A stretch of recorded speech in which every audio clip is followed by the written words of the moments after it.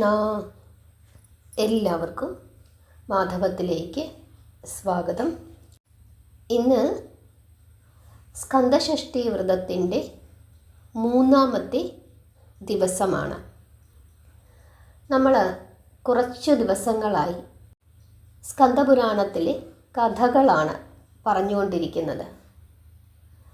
ശൂരപത്മാസുര വധമാണ് മഹാസ്കന്ദഷഷ്ഠിയുടെ ഒരു പ്രത്യേകത. അതായത് മഹാസ്കന്ദഷഷ്ഠി ദിവസമാണ് ശൂരപത്മാസുരനെ വധിക്കുന്നത്. അമ്മയായ ശ്രീ പാർവതീ ദേവിയാണ് ആദ്യമായി ദേവന്മാരോട് കൂടി ചേർന്ന് നിന്നുകൊണ്ട് ഈ വ്രതം എടുക്കുന്നത്. മകനു വേണ്ടിയിട്ടാണ് അമ്മ ഈ വ്രതം എടുത്തത്. കഴിഞ്ഞ ദിവസം നമ്മൾ പറഞ്ഞത് ശൂരപത്മാസുരനും വേലായുധസ്വാമിയും തമ്മിലുള്ള ആ യുദ്ധത്തെ പറ്റിയിട്ടാണ്. അവസാനം ശൂരപത്മാസുരൻ പരാജിതനാവുകയും മായാരൂപം പ്രാപിച്ച് അപ്രത്യക്ഷനായി അസുര നഗരത്തിൽ പ്രവേശിച്ചതുമാണ് നമ്മൾ പറഞ്ഞു നിർത്തിയത്. ഈ വിവരമറിഞ്ഞ് മകനായ ഭാനുകോപൻ അച്ഛനെ വന്ന് കാണുന്നതും നാളെ ഞാൻ യുദ്ധത്തിന് പോകാം എന്ന് പറയുന്നതും അച്ഛൻ അനുവദിക്കുന്നതുമാണ് നമ്മൾ പറഞ്ഞു നിർത്തിയത്. പിറ്റേ ദിവസം നേരം പുലർന്നു. ഉറക്കമുണർന്ന് പ്രാഥമിക കർമ്മങ്ങളെല്ലാം നിർവഹിച്ച ശേഷം ഭാനുകോപൻ യുദ്ധത്തിന് പുറപ്പെടുന്നതിന് മുമ്പ് തൻ്റെ മുത്തശ്ശിയായ അസുരമായയെ മനസ്സിൽ ധ്യാനിച്ച് പ്രത്യക്ഷപ്പെടുത്തി. അസുരമായയെപ്പറ്റി നമ്മൾ പറഞ്ഞിരുന്നു. ശൂരപത്മാസുരൻ്റെ അമ്മയാണ്. അച്ഛനാരാണ്? കശ്യപ മുനിയാണ്. അതിനെപ്പറ്റി നമ്മൾ മുമ്പുള്ള അധ്യായങ്ങളിൽ പറഞ്ഞു. ശൂരപത്മാസുര വധവുമായി ബന്ധപ്പെട്ട് നമുക്ക് ഇതുവരെയുള്ള ഭാഗങ്ങളെല്ലാം ഒന്ന് ഓടിച്ചൊന്ന് പറഞ്ഞു പോവുകയും ചെയ്യാം. അപ്പോൾ ഇതുവരെ കേട്ടിട്ടില്ലാത്ത ആരെങ്കിലും ഉണ്ടെങ്കിൽ തുടർന്നുള്ള എല്ലാ ദിവസങ്ങളും കേട്ടാലും മതി. നിങ്ങൾക്ക് ആ കഥ കൂടി മനസ്സിലാക്കി തരുന്നതായിരിക്കും. അങ്ങനെ അസുരമായെ പ്രത്യക്ഷപ്പെടുത്തുകയും യുദ്ധത്തിന് പുറപ്പെടുന്ന തനിക്ക് ശത്രുക്കളെ പരാജയപ്പെടുത്തി വിജയം കൈവരിക്കുന്നതിനുള്ള മായാമന്ത്രം ഉപദേശിച്ച് നൽകി അനുഗ്രഹിക്കണമെന്ന് മുത്തശ്ശിയോട് ഭാനുകോപൻ അപേക്ഷിക്കുകയും ചെയ്യുന്നു. അതനുസരിച്ചിട്ട് ഭാനുകോപന് മായാമന്ത്രാസ്ത്രം നൽകി അനുഗ്രഹിക്കുകയും ചെയ്തു. അതീവ സന്തുഷ്ടനായ അസുരചക്രവർത്തി കുമാരൻ പടച്ചട്ടകളെല്ലാം ധരിച്ച് അനേകം ദേവാസ്ത്രങ്ങളും മായാമന്ത്രാസ്ത്രവും തൻ്റെ ആവനാഴിയിൽ നിക്ഷേപിക്കുകയും രഥാരൂഢനായി യുദ്ധക്കളത്തിലേക്ക് യാത്ര തിരിക്കുകയും ചെയ്തു. അസുരഗോപുര കവാടത്തിന് പുറത്തെത്തിയ ഭാനുകോപൻ തൻ്റെ വിശ്വസ്തചാരനായ അശ്വമുഖാസുരനെ വിളിക്കുകയും എന്നിട്ട് ഇപ്രകാരം പറയുകയും ചെയ്തു. എന്താണ് പറഞ്ഞത്? അശ്വമുഖ, ശത്രുപാളയത്തിൽ വിശ്രമിക്കുന്ന വീരബാഹുവിനെ നേരിട്ട് അവൻ്റെ പ്രാണൻ അപഹരിക്കുന്നതിനായി അസുര ചക്രവർത്തി കുമാരൻ യുദ്ധക്കളത്തിൽ ആഗതനായിരിക്കുന്നു എന്ന് അറിയിക്കുക. ധൈര്യവും പൗരുഷവും ഉണ്ടെങ്കിൽ നമ്മോട് യുദ്ധം ചെയ്യുന്നതിന് ഉടൻ പുറപ്പെട്ടു വരാനും അറിയിക്കുക. ഇതാണ് അദ്ദേഹം പറഞ്ഞത്. ഹേമകൂടത്തിൽ മായാരൂപം പ്രാപിച്ചെത്തിയ അശ്വമുഖാസുരൻ ഭാനുകോപൻ്റെ സന്ദേശം വീരബാഹുവിനെ രഹസ്യമായി അറിയിക്കുന്നു. ആ സന്ദേശം കേട്ട ഉടൻ തന്നെ വീരബാഹു മരണത്തെ വരിക്കുവാൻ ഭാനുകോപന് അത്രമാത്രം തിടുക്കമെങ്കിൽ നാം ഉടൻ തന്നെ എത്തിക്കൊള്ളാം എന്ന് മറുപടി പറയുകയും ചെയ്തു. ഭൂതഗണങ്ങളുമൊത്ത് മുരുകദേവ സന്നിധിയിൽ എത്തിച്ചേർന്ന വീരബാഹു ഭഗവാനെ വന്ദിച്ച് നിൽക്കുകയാണ്. എന്നിട്ട് വീരബാഹു സർവേശ്വരനോട് പറയുകയാണ്, ഭാനുകോപൻ മായായുദ്ധം ചെയ്യുന്നതിനായി വന്നിട്ടുണ്ട് എന്ന് വീരബാഹു ഭഗവാനോട് പറയുന്നു. ഉടൻ തന്നെ ഭഗവാൻ പറയുകയാണ്, ഭാനുകോപൻ മായായുധം ചെയ്യുമെങ്കിൽ നമ്മുടെ വേലായുധം അസുരമായയിൽ നിന്ന് നിങ്ങളെ രക്ഷിക്കുന്നതായിരിക്കും. ഇങ്ങനെ ഭഗവാൻ വീരബാഹുവിന് ഉറപ്പും കൊടുക്കുന്നു. മുരുകദേവൻ വീരബാഹുവിനെയും ഭൂതഗണങ്ങളെയും അനുഗ്രഹിച്ച് യാത്രയ്ക്കുള്ള അനുവാദം നൽകുന്നു. യുദ്ധക്കളത്തിലെത്തിയ ഭൂതസേനകൾ അസുര പടകളുമായി ഏറ്റുമുട്ടുകയും അസുരവീരന്മാർ പലരും ഭൂതഗണങ്ങളിൽ ചിലരും മരണപ്പെടുകയും ചെയ്തു. അതായത് രണ്ടു ഭാഗത്തും നാശമുണ്ടായി എന്ന് സാരം. വീരബാഹുവും ഭാനുകോപനും തമ്മിൽ അത്യുഗ്രമായി യുദ്ധം ചെയ്യുകയും തുല്യശക്തികളായ ശിവകുമാരനും അസുരകുമാരനും അണുവിട പോലും വിട്ടുകൊടുക്കാതെ അസ്ത്രവർഷം പൊഴിക്കുകയും ചെയ്യുന്നു. അതിഘോരമായ യുദ്ധം അമ്പരത്തോട് ഏറ്റുമുട്ടിയതുപോലെ വീരബാഹുവും ഭാനുകോപനും തമ്മിൽ അത്ഭുതകരമായി യുദ്ധം ചെയ്തു. ഒപ്പത്തിനൊപ്പം നിന്ന് പടപൊരുതുന്ന വീരബാഹുവിനോട് ഭാനുകോപന് ദേഷ്യമാണ് തോന്നിയത്. കോപം കൊണ്ട് ഭാനുകോപൻ കത്തിച്ചൊലിക്കുകയും വരുണാസ്ത്രം പ്രയോഗിക്കുകയും ചെയ്തു. വീരബാഹുവിനെ ലക്ഷ്യമാക്കി പ്രളയകാല സമുദ്രജലം പോലെ അസ്ത്രം വരികയാണ്. വരുണാസ്ത്രത്തിൻ്റെ കെടുതിയെ സംഹരിക്കുന്നതിനായി വീരബാഹു ആഗ്നേയാസ്ത്രം പ്രയോഗിച്ചു. പുകയും തീയും വർഷിച്ചുകൊണ്ട് അസ്ത്രം അലറിപ്പാഞ്ഞു ചെന്ന് ആഗ്നേയാസ്ത്രത്തിൻ്റെ താപമേറ്റ് അണ്ഡങ്ങൾ പൊട്ടിത്തെറിക്കുകയും ചെയ്തു. ഭൂതലം വീണ്ടും രണ്ടായി പിളർന്നു. ലോകമെമ്പാടും ആളിപ്പടർന്ന് ജ്വലിച്ചെത്തിയ ആഗ്നേയാസ്ത്രം വരുണാസ്ത്രത്തെ വിഴുങ്ങി. അതായത് അതിഭീകരമായ യുദ്ധം. ദേവാസ്ത്രങ്ങൾ തമ്മിൽ ഏറ്റുമുട്ടുന്നു. കോപാകുലനായ ഭാനുകോപൻ വായുദേവാസ്ത്രം പ്രയോഗിച്ചു. വായുദേവാസ്ത്രത്തെ ലക്ഷ്യമാക്കി നാഗാസ്ത്രമാണ് തിരിച്ച് പ്രയോഗിച്ചത് വീരബാഹു. അങ്ങനെ അസ്ത്രങ്ങൾ പരസ്പരം പ്രയോഗിക്കുകയും ആരുമാരും തോക്കാത്ത ഒരു അവസ്ഥ, ആരുമാരും ജയിക്കാത്ത ഒരവസ്ഥ അവിടെ സംജാതമാവുകയും ചെയ്യുന്നു.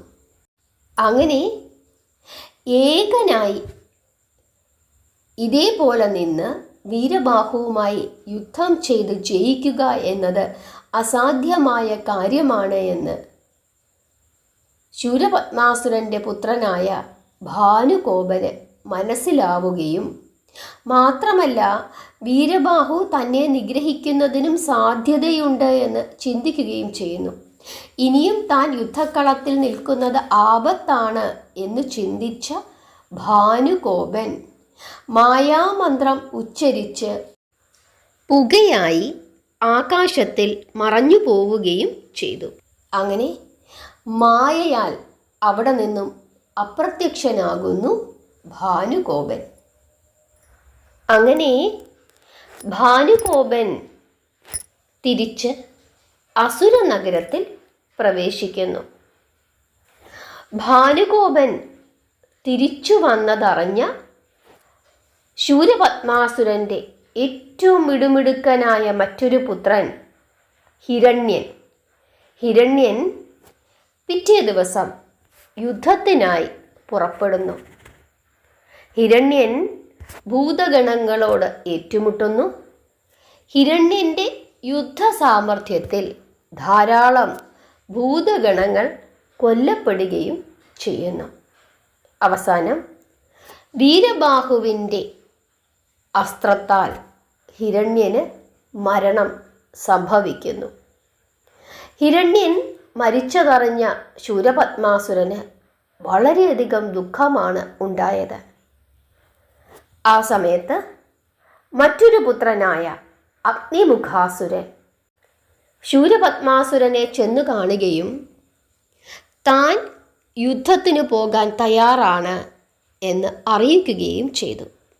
അങ്ങനെ ശൂരപത്മാസുരൻ്റെ അനുഗ്രഹവും മേടിച്ചുകൊണ്ട് അഗ്നിമുഖാസുരൻ യുദ്ധത്തിന് പുറപ്പെടുന്നു.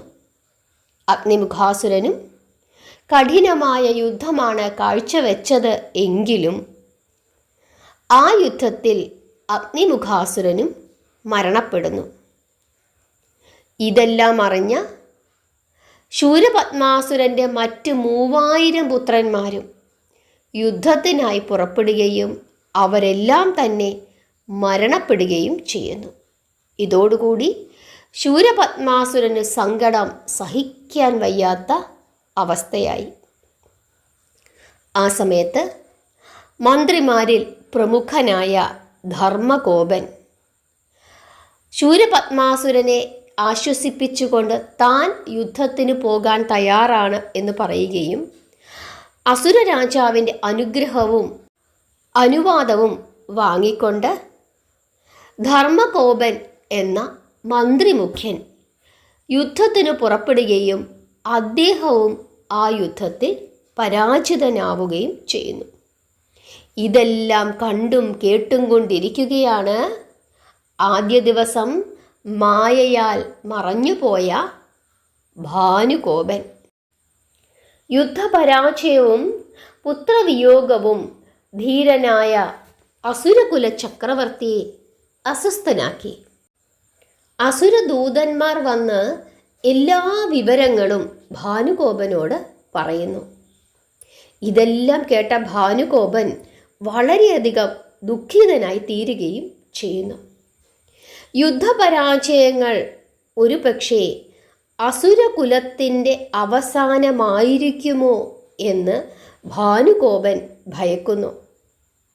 സഹോദരന്മാരുടെ മരണവാർത്തയും പിതാവിൻ്റെ ദുഃഖവും ധീരനായ അസുര രാജപുത്രൻ്റെ മനസ്സിനെ വല്ലാതെ വേദനിപ്പിക്കുന്നു. മുരുകനെ ബാലകൻ എന്ന് തെറ്റിദ്ധരിച്ച് ദൂതനായി വന്ന വീരബാഹുവിനെ അപമാനിച്ചയച്ചതും മുരുകവചനങ്ങൾ ധിക്കരിച്ചതും തെറ്റായിപ്പോയോ എന്ന് ഭാനുകോപന് തോന്നുകയും ചെയ്യുന്നു. ആശയക്കുഴപ്പത്തോടെ പലതും ചിന്തിച്ച ഭാനുകോപൻ യുദ്ധം ചെയ്ത് മുരുകനെ പരാജയപ്പെടുത്തുക എന്നുള്ളത് അസാധ്യമാണ് എന്ന് ചിന്തിക്കുകയും ചെയ്യുന്നു. അങ്ങനെയാണ് എന്ന് വ്യക്തമാവുകയും ചെയ്യുന്നു. ആ വിവരം തൻ്റെ പിതാവിനെ ഉണർത്തിക്കുന്നതിനായി അവൻ പിതാവിൻ്റെ അടുക്കലേക്ക് യാത്ര ചെയ്യുന്നു. എന്നിട്ട് പിതാവിൻ്റെ അടുത്തെത്തി ശൂരപത്മാസുരനെ കണ്ട് ഭാനുകോപൻ ഇപ്രകാരം അരുളി ചെയ്തു: പിതാവേ, ബാലകനെന്നു തെറ്റിദ്ധരിച്ച മുരുകൻ സാധാരണക്കാരനല്ല, ശിവകുമാരനാണ്.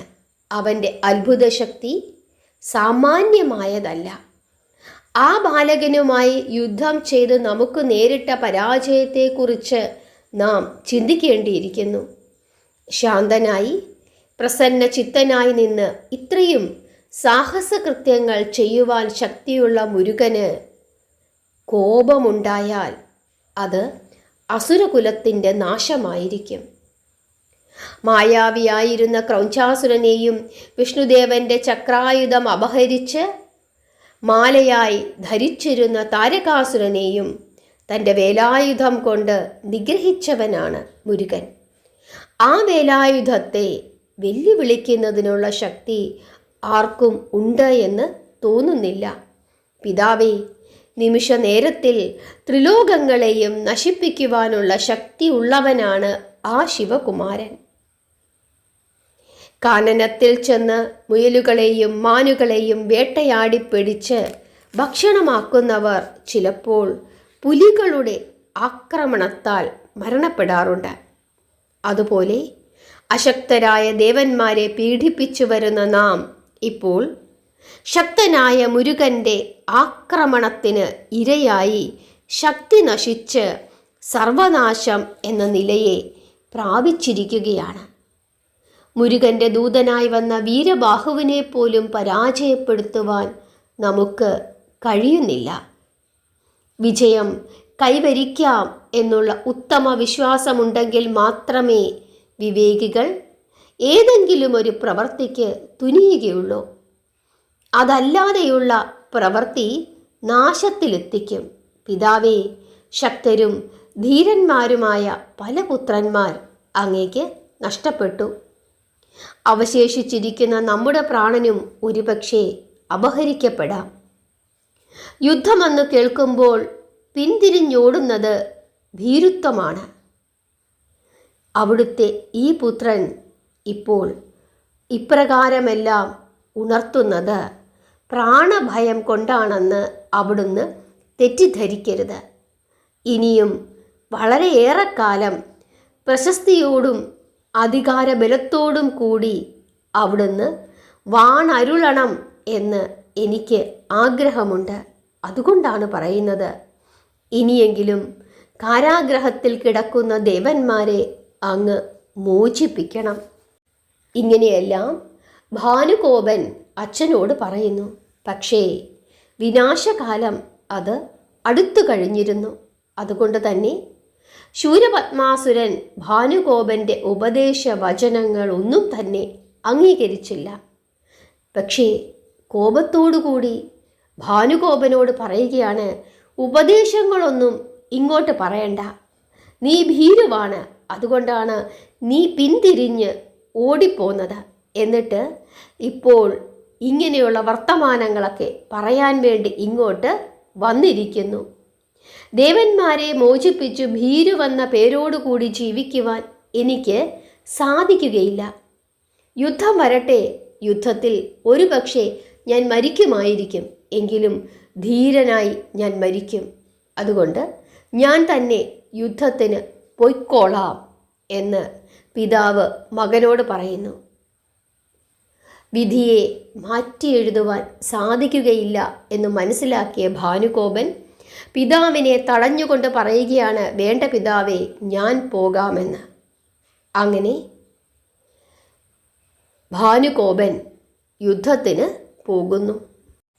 അങ്ങനെ യുദ്ധക്കളത്തിലെത്തിയ ഭാനുകോപൻ ഭൂതഗണങ്ങളുമായി യുദ്ധം ചെയ്യുകയും അവസാനം ആ യുദ്ധത്തിൻ്റെ ഒടുവിൽ വീരബാഹുവിൻ്റെ അസ്ത്രമേറ്റ് ഭാനുകോപൻ മരണപ്പെടുകയും ചെയ്യുന്നു.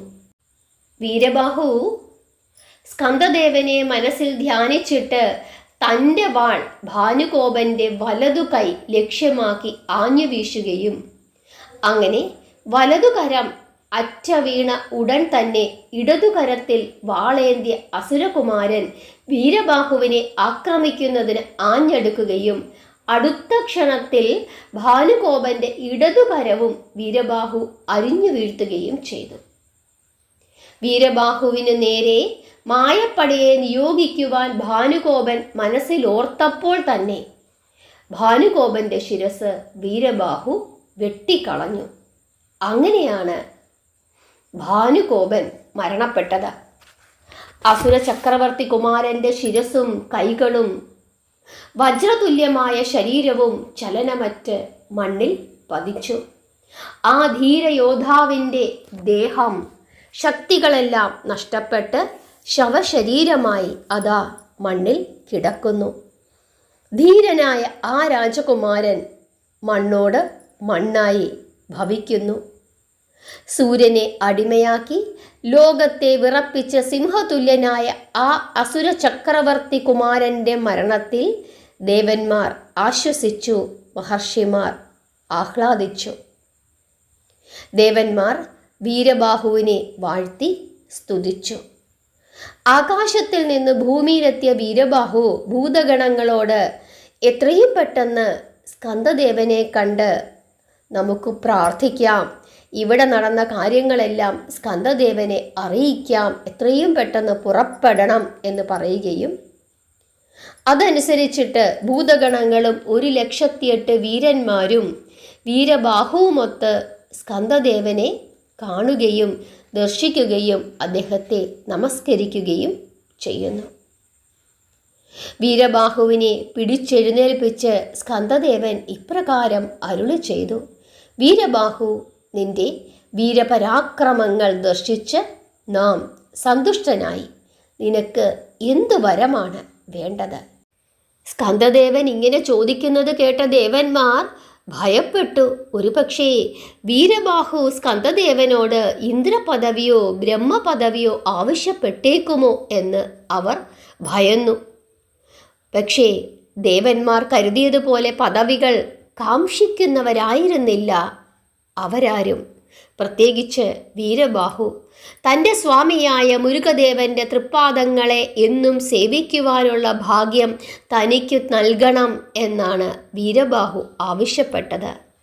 അപ്രകാരം ഒരു വരം നൽകി തന്നെ അനുഗ്രഹിക്കണമെന്ന് അദ്ദേഹം മുരുകദേവനോട് അപേക്ഷിച്ചപ്പോൾ വീരബാഹുവിൻ്റെ ശ്രേഷ്ഠമായ ഭക്തിവിശ്വാസങ്ങളെ കുറിച്ചോർത്ത് ദേവന്മാർ വിസ്മയം പൂണ്ടു.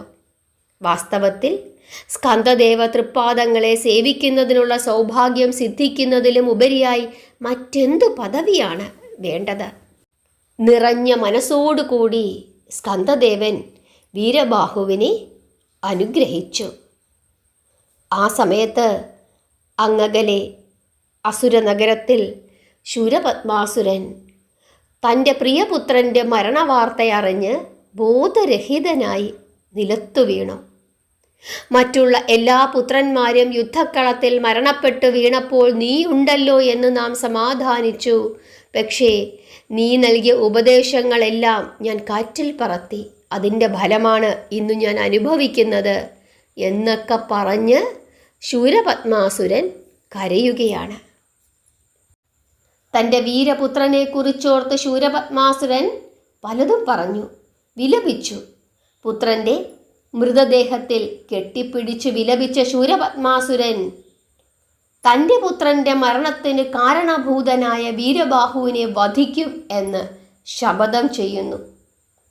ശൂരപത്മാസുരൻ്റെ പത്നിയായ പത്മകോമള തൻ്റെ പ്രിയപുത്രൻ്റെ മരണത്തിൽ ദുഃഖിതയായി അന്തഃപുരത്തിൽ ബോധമറ്റ് നിലത്തു വീണു.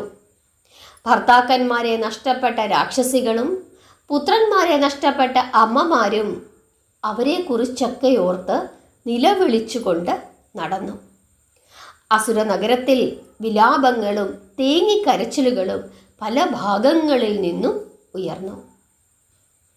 സിംഹമുഖാസുരനെ വിവരം ധരിപ്പിക്കുന്നതിന് ശൂരപത്മാസുരൻ ദൂതന്മാരെ അയക്കുന്നു. സിംഹമുഖാസുരൻ ആരാണ്? സഹോദരനാണ്. അങ്ങനെ സിംഹമുഖാസുരനെ ദൂതന്മാർ ചെന്ന് അവിടെ നടന്ന സകല കാര്യങ്ങളും ധരിപ്പിക്കുന്നു. വിവരങ്ങളെല്ലാം അറിഞ്ഞ സിംഹമുഖാസുരൻ യുദ്ധം ചെയ്യുന്നതിനായി യുദ്ധകളത്തിലേക്ക് പോകുന്നു. അതികഠിനമായ യുദ്ധമായിരുന്നു സിംഹമുഖാസുരൻ ശൂരപത്മാസുരൻ്റെ സഹോദരനായ സിംഹമുഖാസുരൻ ചെയ്തത്. സിംഹമുഖാസുരൻ്റെ യുദ്ധവീര്യത്തിനു മുമ്പിൽ മുരുകസേനകൾക്കോ ഭൂതഗണങ്ങൾക്കോ പിടിച്ചു നിൽക്കുവാൻ സാധിച്ചില്ല. ഈ വിവരം അറിഞ്ഞ സാക്ഷാൽ വേലായുധസ്വാമി നേരിട്ട് യുദ്ധക്കളത്തിലേക്ക് എഴുന്നള്ളുകയും അദ്ദേഹം തൻ്റെ തൃക്കരങ്ങളാൽ സിംഹമുഖാസുരനെ വധിക്കുകയും ചെയ്തു. സിംഹമുഖാസുരൻ മരണപ്പെട്ട വാർത്തയറിഞ്ഞ ശൂരപത്മാസുരൻ അത്യധികമായ ദുഃഖിതനായി വിലപിച്ചു. നമ്മുടെ സഹായികളായിരുന്നു, നമുക്കേറ്റവും പ്രിയപ്പെട്ടവരായിരുന്നു നമ്മുടെ 2 പ്രിയ സഹോദരന്മാരും. സിംഹമുഖാസുരനും താരകാസുരനും മരണപ്പെട്ടതിനു ശേഷം ഇനിയും എന്തിനാണ് ഞാൻ ജീവിക്കുന്നത്? എൻ്റെ സഹോദരന്മാരും എൻ്റെ പുത്രന്മാരും എനിക്ക് എല്ലാമായിരുന്നു. നമ്മുടെ ശ്രേയസ്സും അധികാരവും സംരക്ഷിക്കുന്നതിന് വേണ്ടി യുദ്ധം ചെയ്ത് അവർ മരണപ്പെട്ടു. ഭീരുവായ നാം മാത്രം എന്തിന് ജീവനോടെ ഇരിക്കുന്നു? ഞാനും യുദ്ധത്തിന് പുറപ്പെടുകയാണ്. വിജയിക്കുവാൻ വേണ്ടിയല്ല, പൊരുതി മരിച്ച് ബന്ധുമിത്രാദികളോടൊപ്പം വീരസ്വർഗം പ്രാപിക്കുന്നതിനാണ്. ഇങ്ങനെ പറഞ്ഞ് ശൂരപത്മൻ വിലപിക്കുന്നു. താൻ നേടിയെടുത്ത ധനമെല്ലാം നഷ്ടപ്പെട്ടു പോയാലും വീണ്ടും ധനമുണ്ടാക്കാം. ഒരു പുത്രനെ നഷ്ടപ്പെട്ടാൽ ഈശ്വര കാരുണ്യത്താൽ മറ്റൊരു പുത്രൻ ജനിച്ചേക്കാം. ഭാര്യ മരണപ്പെട്ടു പോയാൽ മറ്റൊരു സ്ത്രീയെ ഭാര്യയാക്കാം. പക്ഷേ സഹോദരന്മാരുടെ വേർപാട് പരിഹരിക്കുന്നതിന് മാർഗങ്ങൾ യാതൊന്നുമില്ല.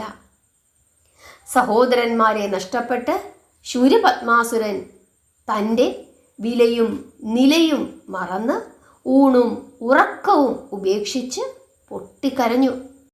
കരഞ്ഞു കരഞ്ഞ് ഹൃദയഭാരം കുറച്ച ശൂരപത്മാസുരൻ അസുരകുലത്തെ പാടെ നശിപ്പിച്ച മുരുകൻ തന്നെയും വധിക്കട്ടെ എന്നു കരുതി യുദ്ധം ചെയ്യുവാനായി തീരുമാനിക്കുന്നു.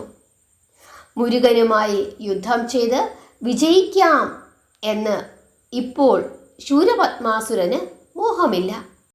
തൻ്റെ പുത്രന്മാരെയും സഹോദരന്മാരെയും വധിച്ച മുരുകനുമായി യുദ്ധം ചെയ്യണം, അതുവഴി മരണം വരിക്കണം.